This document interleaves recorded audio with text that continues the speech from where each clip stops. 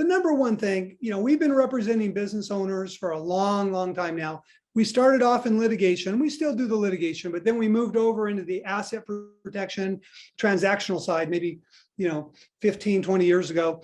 But the number one thing with employees is you have to have your docs straightened out. Now, some of you might have, a payroll service who does all your docs and so forth, and that's good. That's a great start because they have all these templates. But I want you to know that those payroll services, they're no different. They're just another company, and they usually hire a lawyer on staff. And those payroll services, a lot of times they're nationwide. And so they got one lawyer who's trying to keep all their templates updated based upon all the changes to the law happening everywhere. So I think there's a company, Paychex. We've had several clients over the years that use Paychex for all their forms and stuff, their hiring forms and their employment contracts and their handbooks and so forth.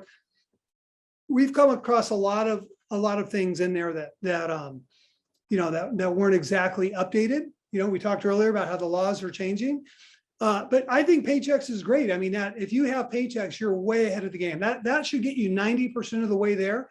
What I would recommend in terms of getting your docs in order is if you're going to use a company like Paychex, which is a payroll service, or any other payroll service who also provides you the docs, use that as a starting point and then get everything, work with them to get the docs, the best you can, and then have your attorney review them, because there's probably going to be a few things that you're going to want to throw in there.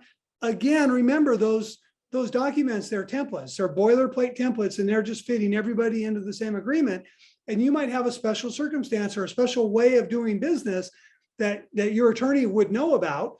And you're going to want to customize those a little bit. Like I say, they're probably a really good starting point, but you're going to want to add a little customization to make sure you're covering your most sensitive areas.